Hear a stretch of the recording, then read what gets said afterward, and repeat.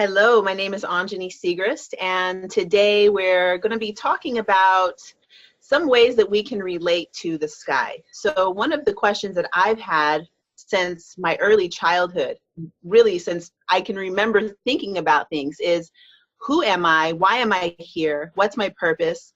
and wondering, is it to be beautiful? Is it to be smart? What am I here to do? And this being one of my guiding questions throughout my life, I found a really good answer today in the form of a quote by a Roman philosopher named Seneca. The quote says, "Those who will are guided. Those who won't are dragged." And this really, to me, sums up a lot of the initiations that we go through in life. And now in current times, we don't have the mystery schools and guided initiations that our ancestors may have had, but we do have those initiation cycles just the same. So I'm here today with Erik Roth, and we're going to be talking about the ways that we can relate to the sky in our physical bodies, and how can we recognize when we're in these initiation cycles. So one of the questions that I have for Erik, I have many questions for Erik, but one of them is, how did our ancestors use the knowledge and the wisdom of the night sky to run their lives? And two-part question, how has that information and wisdom been evolved and changed into our current time for modern people? Beautiful. Great question. Thank you, Anjani.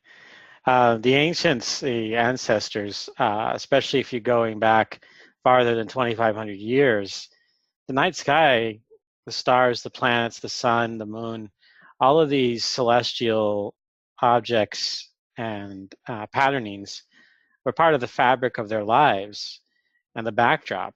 The knowledge itself, most of the primary knowledge was kept in mystery schools. It was kept by the the elite people at the times, but there were other people that taught this, and so one would go to like a mystery school or go to a guru to learn this stuff. And how did they incorporate it into their lives? Well, it guided everything from when they planted to when the next king came into town.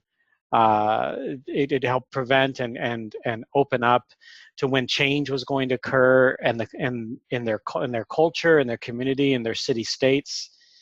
It guided every part of their really their humanity.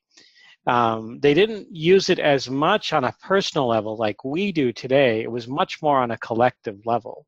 But they woven it into their lives as part of that tribe. So they were part of that network. And I'm imagining too, based on what we've been able to recover from ancient writings, is that they were very much aware of when a person was born. The moon was in a certain place, it was in a certain phase, the sun was somewhere, a constellation was appearing in a certain place. So they knew these things, and they added to that, what gave a person a certain connection to the sky. It's like they were born in that environment. That's who they are. It was only until really we started getting into later in the ages where we started blocking out the night sky with our lights. So that transition, it was a long transition, but the knowledge itself carried. There was a split, roughly 2,500 years ago, 22 to 2,500 years ago between East and West, but still the knowledge was there in different forms. Astrology was a tool, an ancient tool that goes, one of the most ancient tools or languages that we know in humanity. And our stories were projected upon these stars or were projected upon us as well, vice versa. We live and breathe this. It's not something we can escape. It's always something that we're here to work with. This is who we are. It's like trying to chop off our arm just because we don't like it. This is part of us. We're here to embody this within our being, and I know, Anjani, you're going to be bringing in, along with me, to helping people how to bring in this knowledge into our lives. I will share that personal charts that we see when it was your horoscope, it didn't really come into being until about 2,500 years ago. Prior to that, again, it was mostly on a larger scope that people lived their lives from the astrology. Very different version. So today we do it mostly for personal guidance, finding our purpose, but also in mundane ways, looking at the culture, the collective humanity, and where it's going, what direction it's going in. Not so much to predict kings or queens, or, not necessarily so much in the calamity department, although there are still astrologers that do this.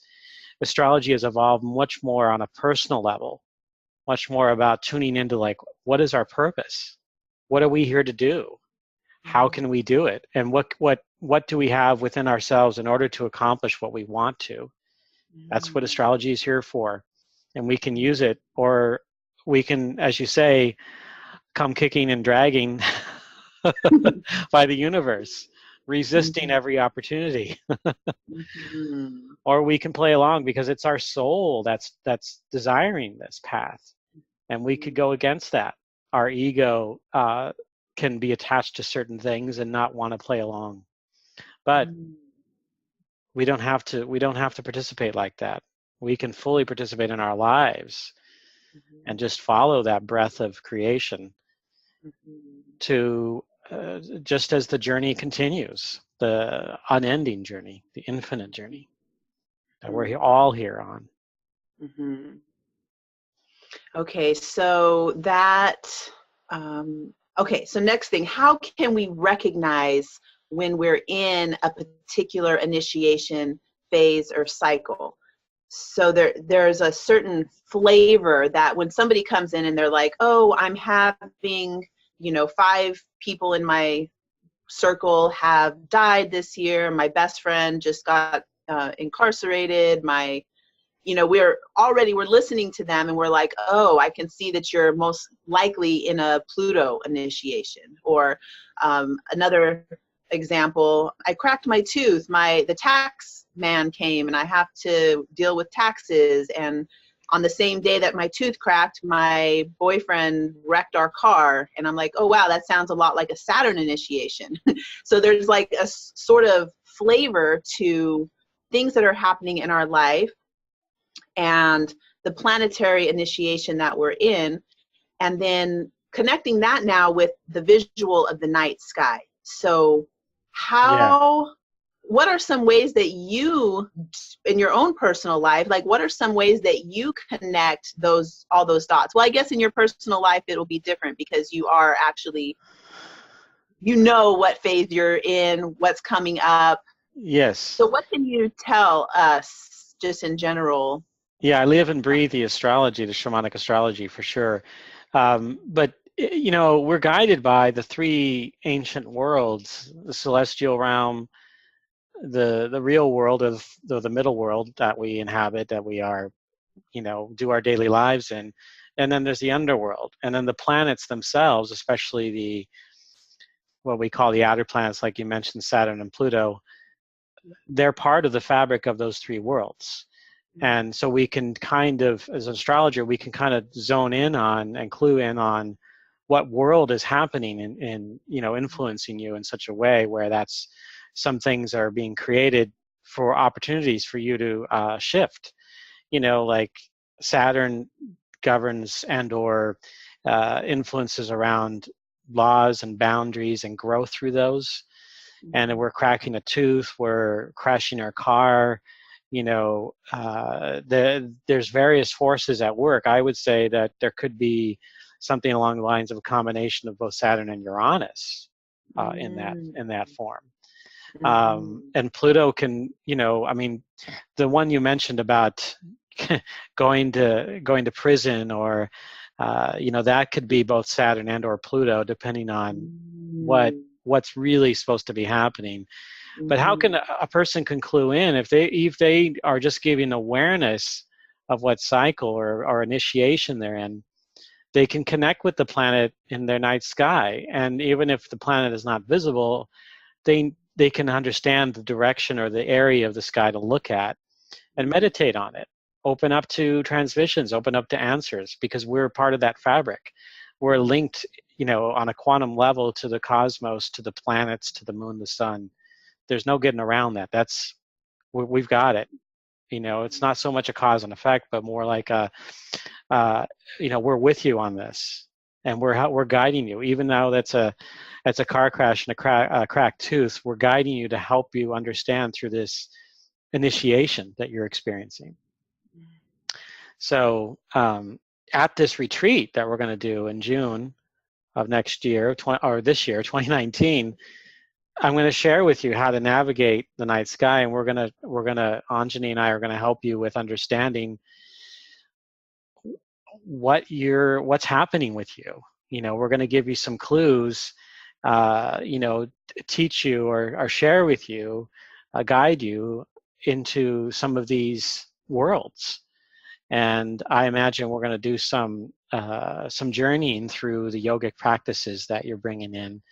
And I'm really excited about all of that. Yeah. So let's see. I definitely want to look at how we're going to be able to do that, how we're going to be able to bring it down, make it because we're looking up at night, looking at the night sky, seeing the planets. You're going to show us where those are, and then through some of the visualizations, journeying, I think the typical name people call it is a shamanic journey. I'm going to make it less, and I'm not going to make it less shamanic, but more just a way that we can, just in an everyday imagination state, like little kids dreaming when we're not asleep, and bringing those planets into the top of our consciousness and the top of our perception, because they're already deeply embedded in us. Mm-hmm. We already have them. Like you said, we can't get around it. We can't get away from it. But what we're going to be doing with you showing us, and then me guiding us through, bringing that all the way down to our awareness. And then the next day in our life, when we're picking foods and we're doing the yogic practices, we're going to just keep solidifying that connection that we have with the sky and with the earth, and find ways to gather that energy from above and below, focused into our center, and then Mars it, taking action. And with a focused concentration, I feel like we're really able to be so much more potent when we're using all these tools that we have that have just gone untouched. Yeah, it's one of the ways, like, for example, when I'm sharing, a person can look at the moon, and depending on your own experience or exposure to astrology, in the version we bring in, the moon represents one's lineage, one's ancestry, one's connection to the past, family. But we can look at it and connect with our ancestors, connect with our old story or origin itself. You mentioned a story earlier about that from a particular film, about finding ourselves through our origin, and that's where it begins. And that's where it begins in shamanic astrology. So where we're looking at the moon, we can connect with our origin story, because we each have one. We each have an initial story, and we're working on a new story in this lifetime. But that origin point is important for us to be able to get from one point to the next point, and so on and so forth. And so being able to know where the moon is, where it's going, is also connecting with us to understanding our own ancestry and our own shadow, our own light, and how we can move beyond where we are into something that's more in harmony with our life path, what the universe is providing for us. Mm-hmm. The night sky represents all of our stories. Humanity's stories are carried in these stars and these planets. And it's for us to open up to that, because these stories are ours. We live them, and we repeat them over and over and over again throughout the ages. And so we have a chance to connect with them and reinterpret them and work with them in such a way where we're not sort of trapped in the cycle itself, or the dynamic of the loop, the old toxic pattern. So we're moving into something brand new, something where we can co-create as a collective a whole new world for us. Yeah. So I have two more questions. Sure. One of them is about the Noddle Axis. You mentioned the moon and our ancestry, and when I'm looking up at the moon, because my father was adopted, and I don't know really my ancestry. I know that he looks black and my mom looks white, and I never really felt like I was either one of those things. So it's kind of a sad thing for me in a way kind of feeling not knowing that.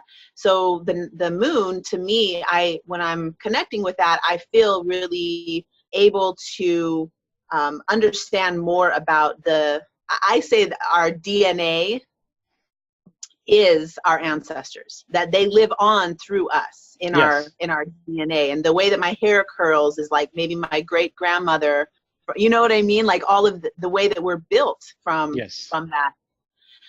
The question I have is, is there a way to connect South and North Node by looking at the sky and connecting with the moon? Is there a way that I really want to bring in the Noddle Axis? I think of it as an evolutionary axis, where we've been and where we're going individually and collectively, that we're all sort of on this trajectory together individually.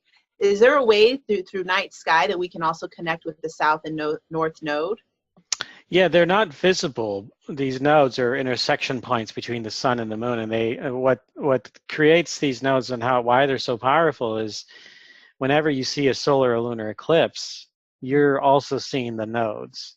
Gotcha. They are there. Those are the intersection points, the junctions between the highways, and they connect our future and past together. And in some cases they're more focused on our origin, in other cases they're kind of in between or focused on the future. So that's how we can connect with the nodes on a physical level. Now, if you look in a book or online, if you know where the nodes are, you can kind of connect to see where they transit in the sky. But there's not something that like physical you can actually see until you see the eclipses. But the nodes, yes, they represent our origin, connecting to us. They have a major role to play with the relationship with the moon, and to our future. To some might call destiny. It's more like a connection between our destiny and our free will. We don't know all the details, but there's a certain direction we're going, and that's where the nodes play a role, and they are powerfully exhibited during certain times in our life, during certain cycles. They show up. So, we'll be giving you some slices of how that can play a role in your life, and how you can work with it here on the middle plane, here on Earth, and doing in your daily life. Yes, especially on the island of Kauai. Yes, that island in particular. The last question I have is about Venus and Mars, and this is something that I am super interested in, just looking to see if I have anything around me to show you. I have, everything in the last 4 or 5 years, 6 years maybe now, has been about me reconnecting my feminine, masculine, the archetype of Venus and Mars, really bringing those together and seeing how it has changed drastically the way that I relate to men in my life, and as far as like relationships. So connecting those two within myself has been a very powerful thing. And again, I don't know when I'm looking up at the morning sky or the night sky, Venus and Mars. So in a 6-night journey that we'll have together, I hope to really overemphasize that connection of feminine, masculine within our physical body, and how can we do that also with looking up because I've never had the experience of looking up and seeing like, oh, there's Mars and there's Yeah. Venus, and how, how can we do that? Well, that's going to be a feature of the event. Mars and Venus are both going to be visible. One in the morning, Mars will be visible in the evening, Venus in the morning, and they're going to be on each side of the sun. And it's going to be a few weeks before they disappear behind into the glare of the sun together. So we'll be able to connect with it kinesthetically, the masculine and feminine, the action and the receiving ends of these planets. And it's going to be some powerful transmissions that take place, especially as we work with our bodies, we work with our life force energy, our chi, and bring those two principles, the feminine and the masculine, together, and let them dance within ourselves. And this is really going to be a valuable tool for us in inner harmony to find wholeness in our life. And together the yogic alchemy with astrology is there. It's a natural blend, and you'll be able to come away with some really powerful techniques, knowledge, and experience to guide you into the future. Perfect. Well, thank you. I think that's all the questions I had for you. Yes. Well, and you kind of talked, and I wanted to share, like, when you mentioned Mars and Venus, when it comes to the breath, if you could share that with everyone. Oh my gosh, yes. So in every cycle of breath, we are experiencing the union of feminine and masculine within our body every single breath cycle. So when you take the breath in, that's you receiving the gift of life, the gift of breath. The thing that connects everything on the universe together is that inhale. We all are connected by that breath of life. So when you're breathing that in, you're receiving, you're allowing that information from the oxygen that you're breathing. You're allowing that to feed you, to nourish your physical body. In Tantra Yoga, we actually will visualize Shiva as the crescent moon above the head. So I'll visualize it coming from the back, actually, like coming around me this direction, breathing that all the way down. I use the spine, the visual of the spinal cord as a little like ladder. So that breath is climbing down the ladder, diaphragm pushes down, breath merges all the way to the pelvis. And as that breath enters into the pelvis, this is where Shakti resides. This is the feminine power, the dark void, the loving darkness that we find in the pelvis. So we've brought that awareness of Shiva, which in Tantra, it's a cooling lunar breath, but I just see that, Shiva has that moon above him, that crescent moon, and there's water in the visual of Shiva. So that cool inhale merges with Shakti in the pelvis. And on the exhale, we're bringing that awareness of Shakti Kundalini, the energy potency, the power of our creative life force energy. There's so much in the womb, in the pelvis. There's so much that the cultures that are, I feel like, the most powerful in running energy, in, being able to create healing through their hands, I feel like they're very in touch with their pelvis, with the energy in their pelvis.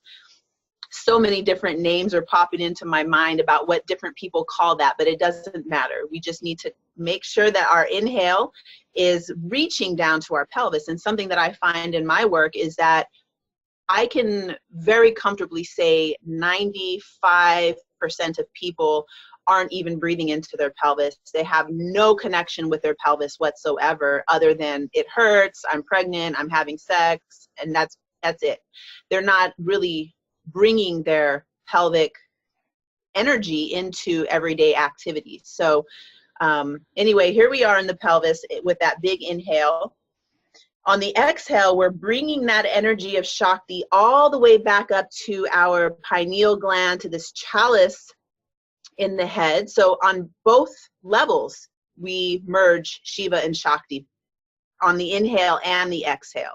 So there's a lot of different exercises that we'll go through, focusing on the inhale, focusing on the holding, because that holding place is really, really magical, where there's that retention, the breath retention on the inhale and the exhale. So we're going to be practicing a lot of different ways, and there's no expectation of what's supposed to happen, because every time I go into a breathwork practice, it's completely new. It never is boring. It's never old, but it's always potent and powerful and rejuvenates my whole body.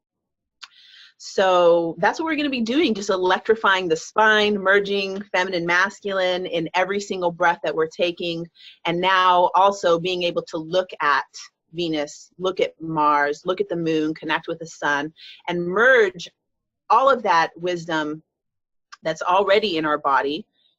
So it's not, I guess it is a merging, but it's also just an awakening, an enlivening of all the potential that is alive within ourselves. Yes. Beautiful. Yes. Thank you. Yeah. Thank you for asking that.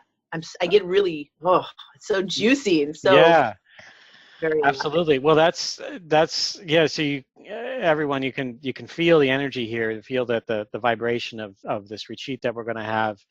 So please check it out. Feel free to ask us questions. We're here for you, and yes, we're excited about this Kauai event. Yes. One more thing I want to mention is that there's $200 discount. The early bird discount is until January 15th. So sign up soon. We have payment plans. Beautiful. Yeah. Thank you. Thank you. All right. Bye. Until next time. Until next time. Right.